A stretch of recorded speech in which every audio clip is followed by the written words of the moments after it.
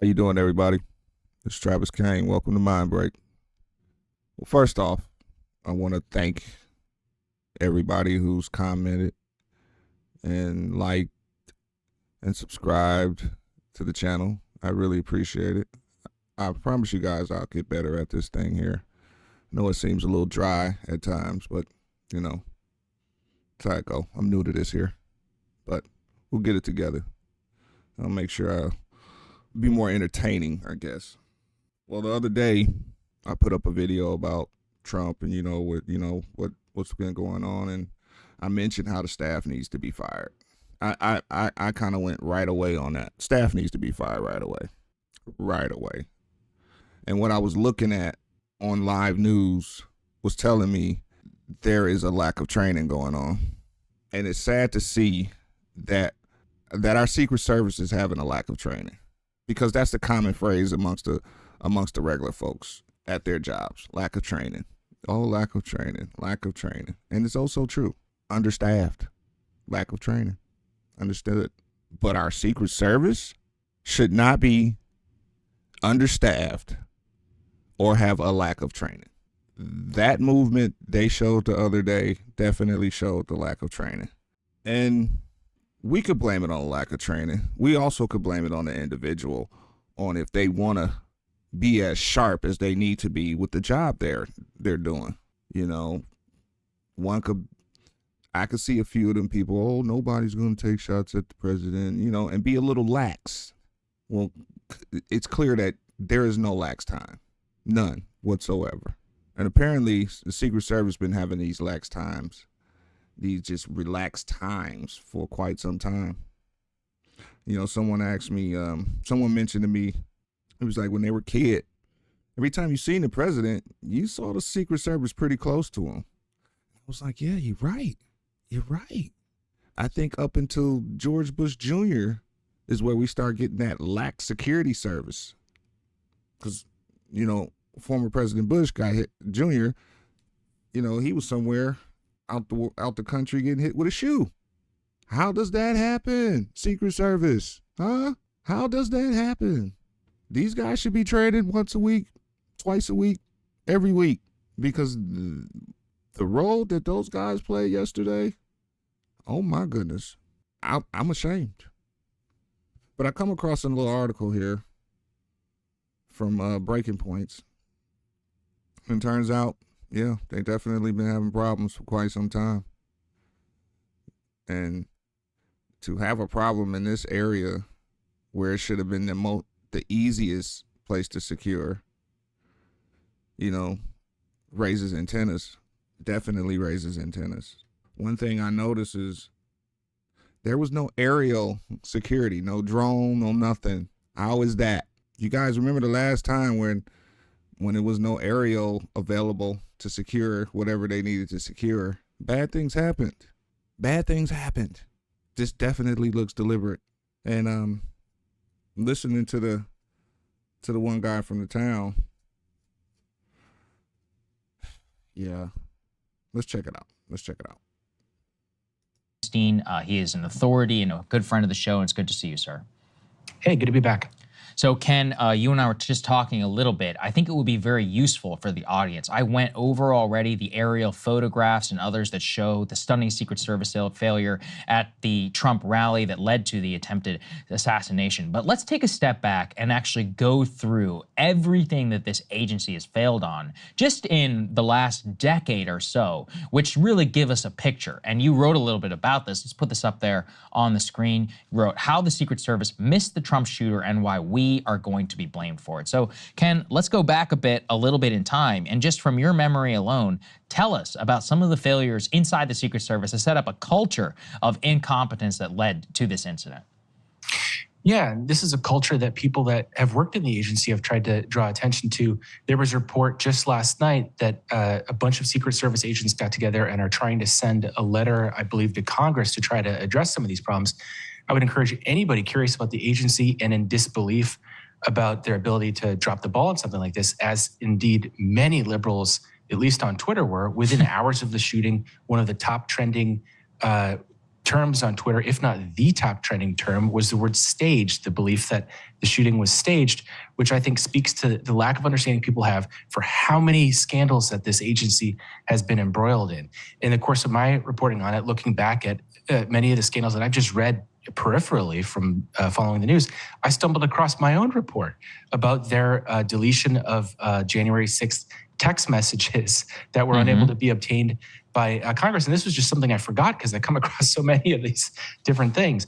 And so, I mean, this is a scandal-plagued agency that has deep, deep cultural problems that proceed by a long shot what happened this weekend, which was a shooter being able to get within several hundred feet of the president and able to situate himself on top of a roof with an AR-style rifle.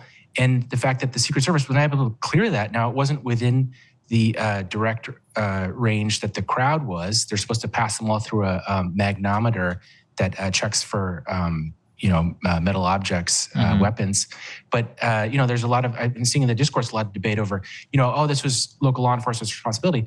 Well, that's just moving the goalposts, because the whole point of an agency like this is to be able to anticipate problems like this so that you don't have to farm it out to local law enforcement, which isn't going to have the resources or training necessarily to be able to respond That's to a these fact. things. So that's kind of the context behind all of this. That's exactly right. We actually have the video. I mean, this is one of the craziest videos where you have an individual in the immediate aftermath, a witness, telling the BBC about how he tried desperately to alert the police, local law enforcement, and others that there was a gunman on the rooftop in the 2 minutes or so before the shooting. He was not the only person who noticed him. There's been multiple other video evidence of showing people begging law enforcement, saying that person is up there and he has a gun. Let's take a listen to that interview. We noticed a guy crawling, bear crawling up the roof of the building beside us, 50 feet away from us. So we're standing there, and, we're pointing at the guy crawling up the roof. And he had a gun, right? He had a rifle. A rifle. We could clearly see him with a rifle. Absolutely. We're pointing at him. The police are down there running around on the ground. We're like, hey, man, there's guy on the roof with a rifle. And the police were like, huh, what? Like they didn't know what was going on. We're like, hey, right here on the roof. We can see him from right here. We see him. He's crawling. And next thing you know, I'm thinking to myself, why is Trump still speaking? Why have they not pulled him off the stage? One thing we all know is here in America, with our first line defenders, is that when the people yell out there's danger over there, they run to it. That's one thing I do know about our first line. They run straight to it. There's no scattering around talking about where, what. They run right to the danger. So, with that being said, doesn't this make your antennas go up a little bit? I'm standing there pointing at him for, 2-3 minutes. Secret Service is looking at us from the top of the barn. I'm pointing at that roof, just standing there like this. And next thing you know, 5 shots ring out. So you're certain that the shots came from that guy on the roof? 100%. 100%. And he was up there for a couple of minutes. He was up there. You saw him up there for a couple of minutes. Absolutely. At least 3 to 4 minutes. And you were telling police and the Secret Service. We were telling the police. We were pointing at him for the Secret Service, who were looking at us from the top of the barn. They were looking at us the whole time when we were standing by that tree. Could they see binoculars? Could they see him? Probably not, because the roof, the way the slope went, he was behind where they could see. But why is there not Secret Service on all of these roofs here? Yeah, I mean, this random guy sees a guy 3 to 4 minutes, he's saying, before the shooting, Ken. So just take us through what that reveals about the failure in that, quote, middle tier of the perimeter. That's what it's being described to us. Yeah, so what's interesting is that this is not an urban setting. There were not a number of buildings that would have been difficult to clear. This was one of the only buildings in the vicinity, so it would not have been hard to clear. And in fact... And see, I'm no rocket scientist or anything like that, but even I knew, hell, Ray Charles could have seen you should have been covering that building, or on top of it at least. It's been reported that a member of local law enforcement actually climbed up a ladder and saw this guy and pointed it, but then the shooter pointed his weapon at him and then he fled. This is exactly the reason that you need a specialized force that can be trained to respond to high stress situations like this.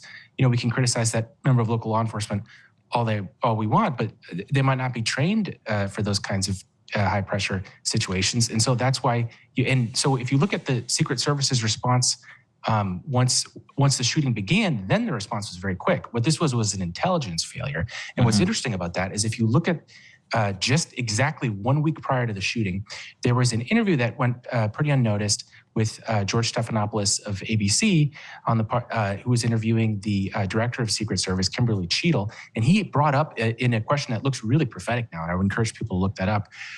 He brought up specifically the question of polarization and political extremism within the country in the context of the election, and asked her if she thought that this was going to be something to be concerned about, and she gave the most just token answer where she said, quote, it's definitely something we look into. And that was all she had to say about it.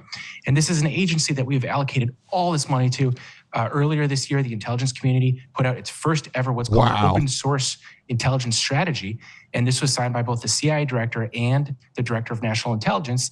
And the document says that they want to make this the primary means of intelligence collection. And what's so interesting about this case is that it's a real stress test of that idea, and it fails because as far as we know, this kid wasn't on social media.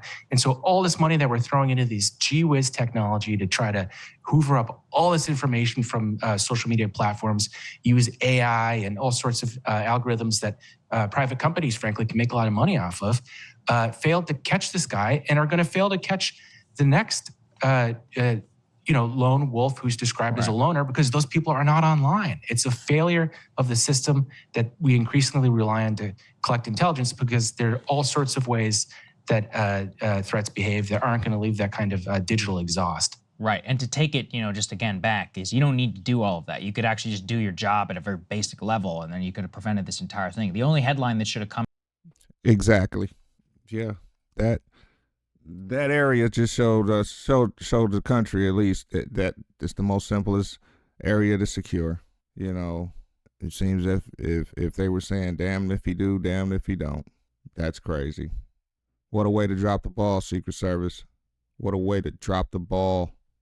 Out is crazy guy, arrested at Trump rally with a gun outside, not even at Trump rally, outside the Trump rally with a gun. Shouldn't have even been able to get anywhere near the rooftop, not let alone break off shots. Now you're highlighting a very important thing here, which is that local law enforcement actually confronted this person on the rooftop, and then apparently the gunman pointed his rifle at him. The guy retreated, and in that moment of retreat is exactly when the shots broke off towards Trump. I could possibly have saved his life, Trump's life, in that he would probably not, he didn't feel like he was in the or he was rushing the shots in that moment. At the very least, still a little bit of a Uvalde situation. Now, as you said, to be fair, perhaps not trained, probably shocked that something like this happened, but still very surprising. We also know a little bit about the failure here, is that allegedly this rooftop was known as a, quote, well-known high priority vulnerability. Here's a, quote, senior Secret Service source telling that to NBC News. Let's take a listen. I want to get your reaction. And at this hour, we do have some new information for you. A senior Secret Service source familiar with the planning of yesterday's event tells NBC News that the roof where the shooter was located was a well-known, high-priority vulnerability. It was identified just the day before during a security walkthrough. We've also just learned that there were 2 counter-sniper teams on site and that the counter-sniper did not need approval to shoot. One source telling NBC News that prior protocols were not followed. So they're saying, Ken, that this was a well-known priority, vulnerability. There was nobody there. There was no barricade or anything. It was the only vulnerable spot. The only one. And one got to ask, why was that left unattended? No one's asking that question. Why was it left unattended? The one place, hell, that's where the sniper should have been from the get-go, whether out the zone or not. That's the one place that should have been the most secure, at least the second most secure outside of the former president. Also, Susan Crabtree over at Real Clear Politics, she's reporting that the Secret Service counter snipers only had some 24 hours to secure the scene, which is very contrary to procedure. So, I mean, the failures on this Now that's crazy. 24 hours to secure the area, that's unheard of. See, sounds more like 9/11 to me. That's unheard of. 24 hours, you can't even do that. They know that. And if it was only 24 hours, former President Trump would only stay 5 minutes. 5 minutes. Yeah. Because it wasn't secure enough. They usually have, when I see presidents and former presidents go to certain cities, they usually set up 2-3 days before they even get there. Sometimes a week, I think. So the more and more you hear stuff, the more and more deliberate it sounds. And I hate to be a conspiracy theorist, but I really think they're trying to take out Trump because this is too many mistakes. It's too many mistakes that was made that the common folk would have known what to do. People with no training, I guess you could say. individual level are just stunning from what we're learning so far. And what's particularly surprising to me is how long-standing the complaints on the part. I mean, I know former Secret Service that described the lack of resources, not as a whole, because as I was describing, there's investment in all kinds of fancy gadgets, but in the specifics of what they actually need. And you can find no shortage of, op-eds and books and interviews of former Secret Service agents describing these problems. So in so many ways, this is almost like a 9/11 kind of event because we had so many warnings prior to it and a total failure, bipartisan failure on the part of both parties to respond to this and not just surge resources, but surge resources specific. So I see I'm not the only one thinking it's sound like 9/11. No aerial security. Come on now. To what the people that do the job need. And, a lot of these people I'm criticizing the institution, the agency, because the people that take the oath, it's a very serious oath. They're willing to put themselves in harm's way. The ones that I know seem to take it seriously. And to the extent there are going to be efforts to try to throw individuals under the bus, just completely misses the point, because this is an institutional failure that needs to be responded to in a way that ameliorates whatever the systemic failure was. Yeah, you're right. I mean, and let's be clear here. Like you said, there are people who literally stormed the stage and jumped on top of the president. You've got the counter sniper who immediately takes out the shooter with, a couple of seconds notice. This is not in any way to denigrate their work. It's to say that at an institutional and leadership, level, this was obviously a glaring failure. And let's talk a little bit about that culture now of incompetence. Just in the last couple of years, we had the news just 2 months ago that the head of Kamala Harris's Secret Service detail had some sort of mental breakdown, apparently causing a lot of strife within the agency. In May, we had the news that a petition is circulating within the agency saying that people were not receiving adequate training and that they were worried about insider threats. Then you also talked about the January 6th failure there and also the cover-up that happened with text messages from some of the agents. I mean, we're talking here, Ken, and that's just 3 things in the last year or a couple of years that tell us about what's going on. Yeah, you can go back to the Obama administration, and as I recall, there was a case where they were soliciting hookers in Colombia. That's right, in Colombia. And so, and I was doing research on this, and we were joking about this before we went on camera. I just stumbled across my own reporting, which I had forgotten, which was the deletion of the January 6th text messages, which would have been central to providing a important window into what exactly happened that day. And so what's frustrating to me about these national security failures from 9/11 to January 6th and all the things in between is the extent to which the public ends up getting blamed for things. And in none of those cases are high-level officials ever punished. In the case of 9/11, all the intelligence that they had, the failure to share it, nobody was fired for that, much less the kind of institutional changes that are going to prevent something like that. So I would, I really hope that in the response and the justified outrage on the part of the public, that this is pointed at the right things and and doesn't become the usual partisan football. And here to think, from my understanding, I've heard that the sniper has lost his job. How do you lose your job if you're not warned? This is the passing the buck. Now, granted, they all should lose their gig. I'm not sure. They all should lose their gig, truly. This is very unacceptable. And to hear what this gentleman just said, there's a history of this. There's a history of this. But keep in mind, Supreme Court left the gate open. It's going to be we're going to see some interesting things in the next 20, 25 years, I reckon. Scary. But I hate to say this just might be the norm. This just might be the norm. Yeah, people, we need to be hooping and hollering about who we putting in this office here. Congressmen, senators. We need to be making noise. Yeah, I'm just blown back by this. Just truly blown back. Not like it's new or anything. The fact that it looks so deliberate. That's all for me. Just looks so deliberate. Well, you guys tell me what you think. I'm Travis Kane. This is Mind Break. Like, comment, and subscribe.